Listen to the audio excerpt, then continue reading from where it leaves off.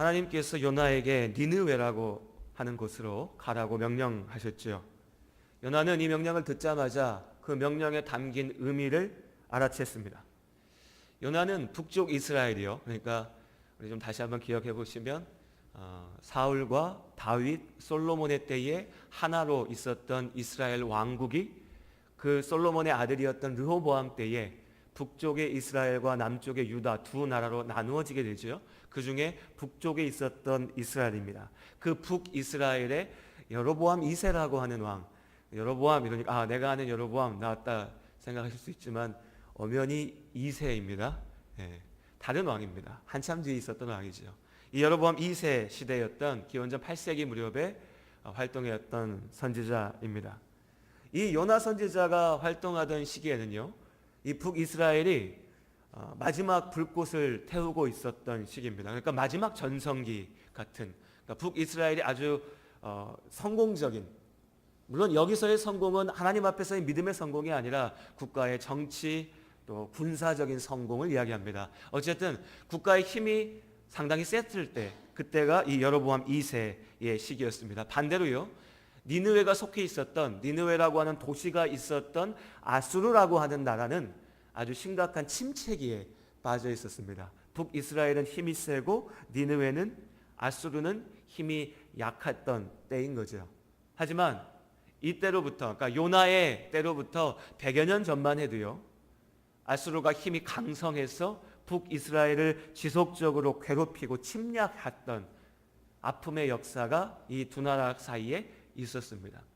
그러니 요나의 마음속에 아수르에 대한 감정이 좋을 리가 없지요. 원수였습니다.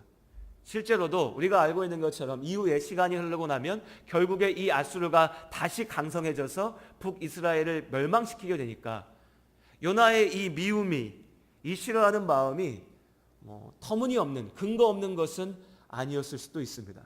어쨌거나 요나는 아수르가 미웠습니다. 그런데 하나님께서 아수르의 도시인 니느웨로 가라고 명령하실 때에 하나님께서 니느웨의 사람들을 회복시키시려고 하는구나, 니느웨를 살리시려고 하는구나 라는 것을 알았기 때문에 요나는 이 니느웨에 절대로 가고 싶지가 않았던 거죠. 요나는 하나님의 선지자였습니다. 선지자가 무엇입니까? 하나님의 말씀을 선포하는 하나님의 입입니다. 하나님의 뜻을 세상 가운데 알리는 전달자였죠. 하나님께서는 요나에게 니느웨로 가서 그 사람들에게 회개하라고 선포하라고 원하셨지만 요나는 그 명령 앞에 순종하지 않고 반대로 도망쳐 버렸습니다. 니느웨가 미웠기 때문이죠. 오히려 하나님께서 그 땅을, 그 나라를 저주해서 없애버리시기를 원했습니다. 그렇게 요나는 하나님 앞에 순종하지 않고 도망쳤죠. 지난주 저녁에 우리가 요한복음의 말씀을 통해서 구원에 대하여서 함께 나누었습니다. 하나님의 독생자로 이 땅에 오신 예수 그리스도께서 우리를 죄에서 구원하심을 믿습니다. 이 믿음으로 우리가 구원받았습니다. 예수께서 우리를 구원하기 위해 오신 주님이심을 믿는 이 믿음으로 우리가 하나님의 자녀가 되는 권세를 얻는다고 하나님께서 약속하셨습니다. 우리가 구원받고 하나님의 자녀가 된 줄로 믿습니다. 그럼 한 가지 질문을 드려보겠습니다. 구원받았는데요, 우리 성도님들 오늘 밤에라도 주님께서 부르시면 우리가 하나님 나라 가운데 있는 줄로 믿습니다. 예. 그럼 이 세상에서 살아야 될 이유가 뭘까요? 지금이라도 가면 되지 않습니까? 굳이 이 세상에서 힘들게 아파하며 고생하며 괴로워하며 마음 상해가며 삶을 살아가야 될 이유가 무엇일까요? 우리는 이미 구원받았는데, 지금이라도 내가 죽으면 하나님 앞에 갈 수 있는데, 다시 한번 여쭤볼까요? 오늘 밤에라도 주님이 우리를 부르시면 우리 하나님 나라 가운데 있는 줄로 믿습니다. 그럼 오늘 밤 가시겠습니까? 그거는 조금 서운하신가요? 빨리 하나님 앞에 가면 되는데 왜 우리는 살고 있는가? 살아야 하는가? 어쩔 수 없이 사는 것인가? 그냥 죽으면 되는 것인데 살고 있는 건가? 여러 가지 방법으로 설명할 수 있겠지만 오늘 이 저녁에 이렇게 한번 생각해 보시죠. 이 세상에서 우리에게 주어진 삶은, 인생은요, 하나님께서 우리에게 주신 기회입니다. 근데 가장 먼저는요, 가장 본질적으로는 우리가, 죄인인 우리가 예수를 믿고 구원받을 수 있도록 주신 기회입니다. 사실 우리는 이미 죄로 인하여서 죽었어야 되지만, 이미 죄로 인하여서 심판 가운데 던져졌어야 되지만, 하나님께서 우리를 구원하기 위하여서 그 구원을 얻을 기회를 우리에게 삶으로, 생명으로, 인생으로 주신 것입니다. 그러니까 우리가 사는 거 참 힘들어, 고달파, 괴로워, 인생이 왜 이래?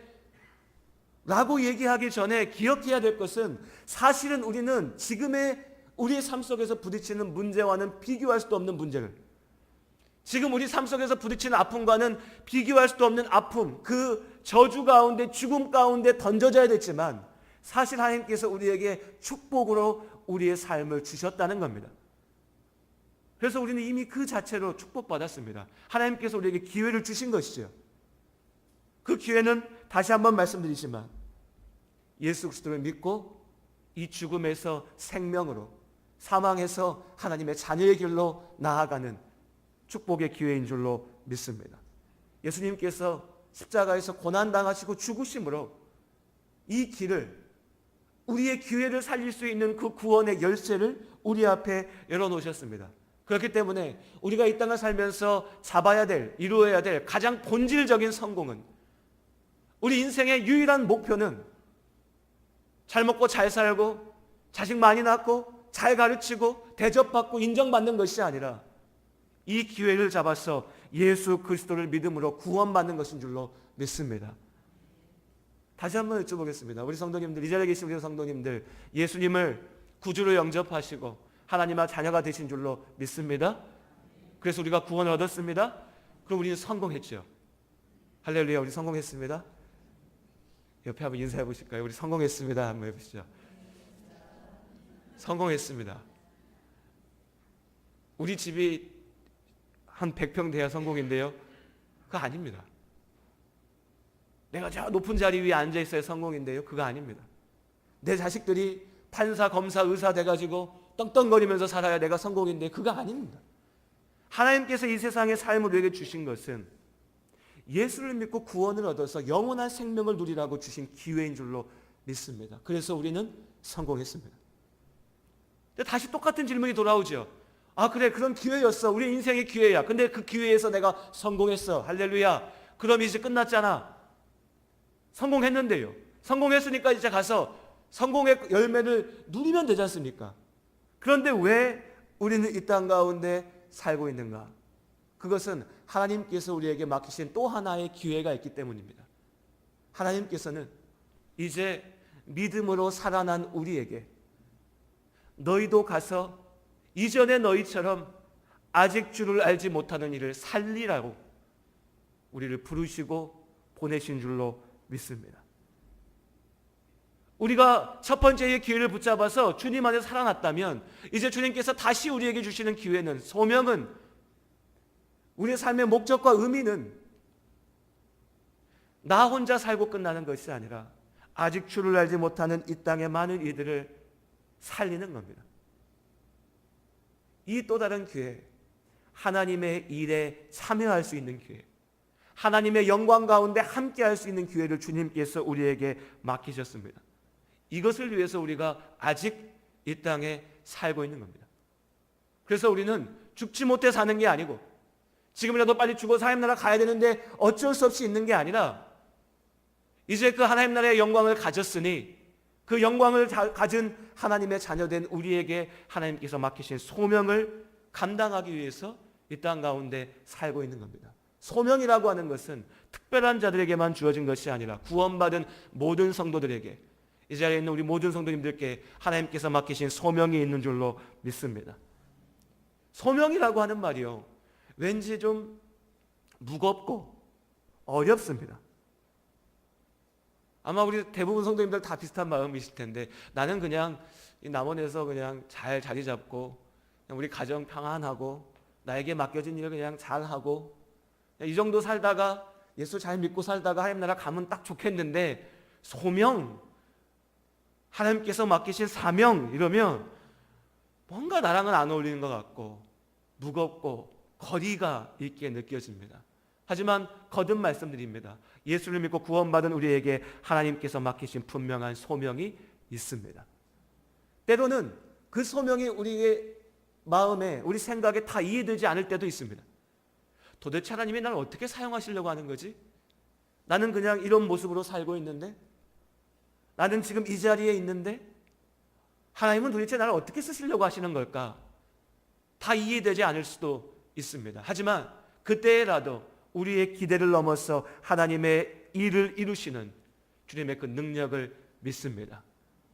여기까지는 괜찮습니다. 우리가 다 이해할 수 없어도 순종할 수 있으니까요.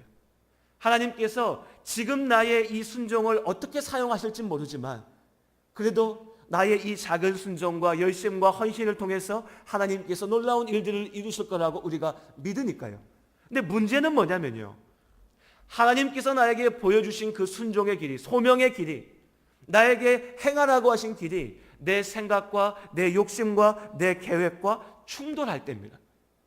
차라리 그게 뭔지 모를 때는 괜찮은데 하나님은 분명히 이쪽으로 가라고 하셨는데 내가 그쪽으로 가기가 싫을 때, 이게 문제가 되는 거죠. 오늘 요나처럼요.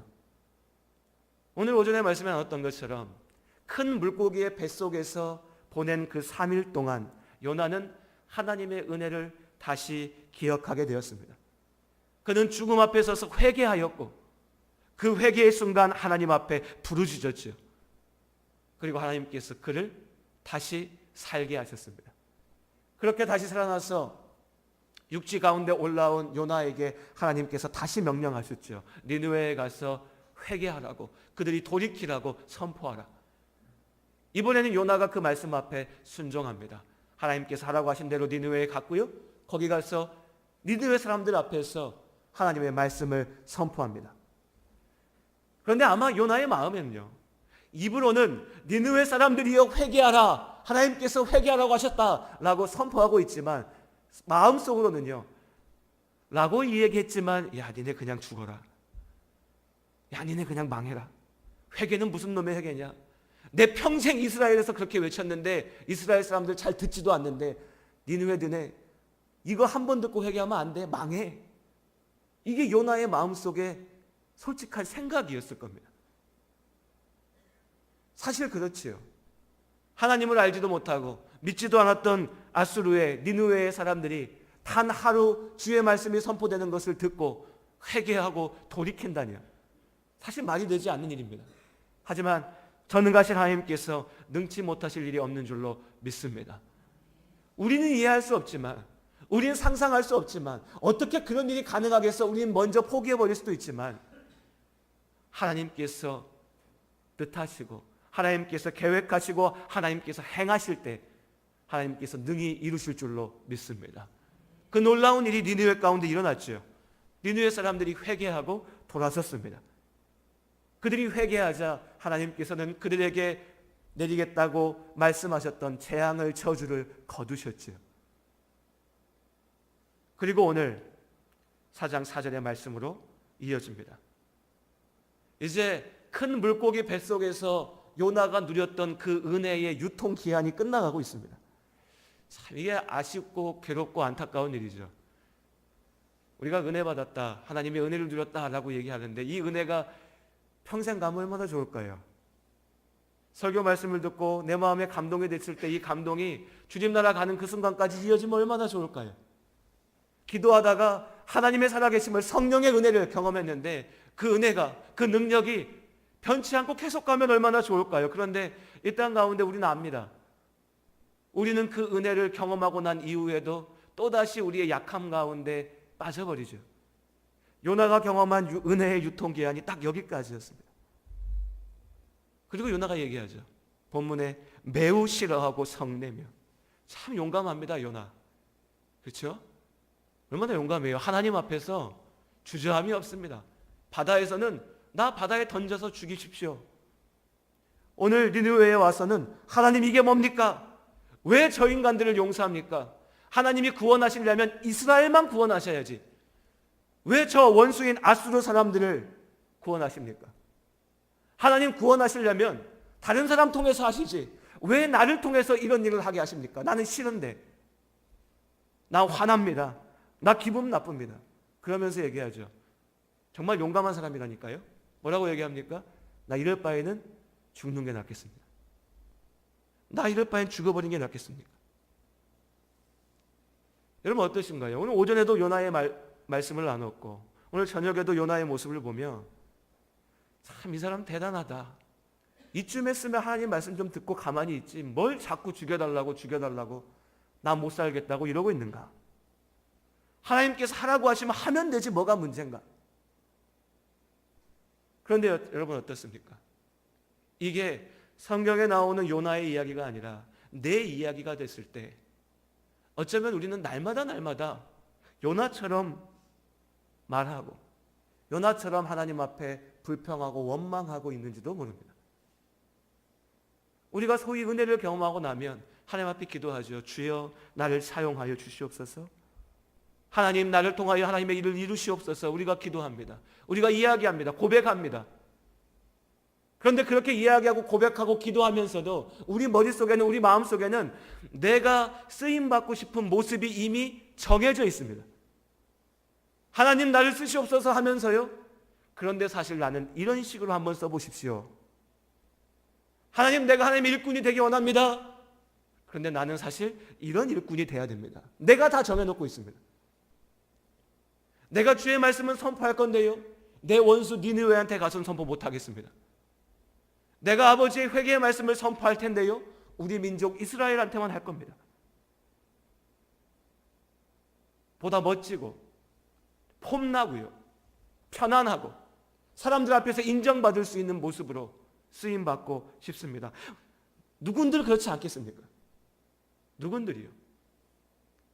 교회 안에서 믿음으로 헌신하고 사역하고 그래서 온 교회 성도들이 나를 바라보면서 존경해주고 칭찬해주고 나도 스스로 자부심을 누리고 내 열심의 결과가 눈에 다 나타나고 이러면 얼마나 좋을까요? 그런데 더 많은 경우에 하나님께서 우리를 세우시고 사용하시는 장소는 내 기대와 바람과 욕심과는 다른 경우가 많다는 것이에요. 우리 주일학교 선생님들 어떠십니까? 지금 누구 엄마가 가온이라고 하죠. 가온이 할머니가 계시니까 우리 유치부 아이들이 다 가온이처럼 예쁘기만 하면 얼마나 좋을까요? 우리 유년부 초등부 아이들이 다 사랑스럽고 말 잘 듣고 선생님들이 기도하면서 권면하고 가르쳤더니 6개월 1년이 지났더니 이 아이들이 와 어떻게 저 아이가 저렇게 믿음 안에 설 수 있나 이렇게 세워지면 얼마나 기쁘고 좋을까요? 그런데 그럴까요? 제가 스스로 주일학교 학생이었던 때부터 지금까지 경험상 그런 일은 거의 일어나지 않습니다. 거의 일어나지 않습니다. 선생님들이 그렇게 기도하고 그렇게 가르치고 그렇게 안아주고 사랑해줘도 아이들은 여전히 잘 듣지 않고 불평하고 원망하고 나이가 조금 들면 머리가 컸다고 도망치려고 하고 주일학교 선생님이 나를 위해서 기도해줬다고 하는 것은 기억하지 않고 교회에서 내가 서운하고 속상하고 내가 붙잡혀 있었다는 것만 나중에 가서 불평하죠. 그럼 어떤 마음이 들까요, 선생님들이? 내가 뭐 하고 있지? 내가 왜 이러고 있지? 내 새끼 키우는 것도 귀찮은데 내가 뭐하러 남의 집 자식 붙잡고 들어오고 있지? 주일학교 선생님들만 그렇습니까? 교회 안의 모든 일들이 그렇지요. 교회 안의 일들만 그렇습니까? 하나님의 말씀 붙잡고 살아가는 이 땅의 모든 삶이 우리에게 맡겨진 소명이라는 것이 다 그렇죠. 나는 주의 복음 한번 전해보려고 저 사람 앞에 가서 예수를 증거하고 있는데 저 사람은 나를 비웃고 조롱하고 너나 믿으라고 그러고 내가 뭐가 아쉬워서 저런 사람들 앞에 가가지고 예수 이름 전한다고 이러고 있어야 되나? 내가 왜 교회 안에서 대접도 받지 못하면서 고생이란 고생은 나 혼자 다 하고 있나? 이게 요나의 불평이었고요. 이게 우리의 원망이고 우리의 불평인 겁니다. 그렇게 불평하는 요나에게 하나님께서 뭐가 문제인지 정확하게 알게 하셨습니다. 니느웨에서 복음을 전파하고 이제 그들이 회개하고 나자 요나가 니느웨에서 나와가지고 니느웨 옆에 있는 산에 올라가서 그 성을 바라보면서 앉아 있습니다. 저 성에서 무슨 일이 일어나는가? 그때 하나님께서 땡편 밑에 앉아 있는 요나에게 박넝쿨 하나가 자라나게 하십니다. 그래서 그 넝쿨에 이파리가 요나의 머리를 딱 가려주게 하는 거죠. 뜨거운 햇살 밑에 그늘이 있게 하신 겁니다. 요나가 얼마나 좋았을까요? 참 기뻤습니다. 그런데 오늘 본문에 뭐라 하죠? 그 다음 날이 되니까요, 하나님께서 이번에는 그 박넝쿨을 다 없어지게 하십니다. 요나는 어떤 사람입니까? 말씀드렸잖아요. 참 용감한 사람이라고요. 박넝쿨이 없어지자마자 요나가 또 얘기합니다. 내가 이러고 있는 바에는 죽어버리는 게 낫겠습니다. 하나님, 내가 죽어버리는 게 낫겠습니까? 하나님이 그때 요나에게 말씀하십니다. 야, 네가 박넝쿨 하나 때문에 성내는 게 옳으냐? 요나가 또 얘기해요. 이 사람 죽는 거 참 좋아해요. 4장 9절에 내가 성내어 죽기까지라도, 내가 화가 나서 죽는 한이 있어도 내가 성질 내는 게 맞습니다. 아, 성질 나 죽겠어요. 뜨거워 죽겠는데 내가 그늘이 있다가 없어지니까 얼마나 화가 납니까, 하나님? 하나님 그때 말씀하시죠. 야, 그 박넝쿨이 나는 건 네가 수고해서 난 거냐? 네가 잘하게 한 거냐? 내가 그냥 너한테 준 거잖아. 근데 그게 너한테 좋다고 너는 그렇게 열을 내는데, 저 니느웨 성에 있는 12만이 넘는 사람들, 그 영혼들, 그 생명, 그것들이 나에게 얼마나 귀한 줄 아냐? 요나의 기준은 나한테 좋은 거였습니다. 내가 편안한 것, 내가 시원한 것, 내가 기분 좋은 것, 우리 민족, 내 마음에 드는 사람들, 내가 가고 싶은 자리, 이게 요나의 기준이었죠. 하나님의 기준은요, 하나님 앞에 돌아오고자 하는 한 영혼이라도 탕자를 기다리는 아버지의 마음으로 사랑하시고 기다리시는 우리 아버지 하나님이신 줄로 믿습니다. 기준이 다른 겁니다.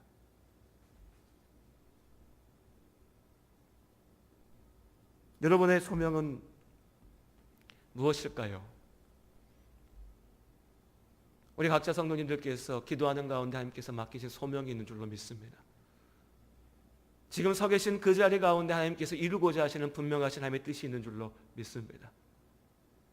교회 가운데 직분으로 맡겨진 소명이 우리 앞에 분명하게 있습니다.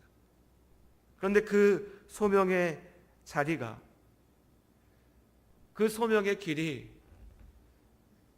어느 날 문득 너무나 무겁게 느껴진다면, 너무나 괴롭다면, 싫다면, 왜 내가 이런 일을 감당해야 되냐고 원망하는 마음이 든다면, 나는 이 길이 아니라, 하나님께서 가라고 하신 이 길이 아니라, 하나님께서 감당하라고 하시는 이 사람들이 아니라 다른 길로, 다른 사람들로, 다른 자리에 있고 싶다라는 마음이 든다면, 여러분 그때 오늘 이 요나에게 주신 하나님의 말씀을 기억하시기 바랍니다. 너는 너한테 좋은 것을 쫓아서 가고자 하지만 나는 그 땅의 영혼들이 귀하다. 지금 나의 자리가 힘들다면 나의 기준이 아니라 나를 이 자리에 세우신 아버지의 그 기준을, 아버지의 마음을 잠시 생각해 보시기를 바랍니다. 그 아버지의 마음으로 나를 구원하셨습니다. 그 아버지의 사랑으로 나를 주님 앞으로 인도하셨습니다.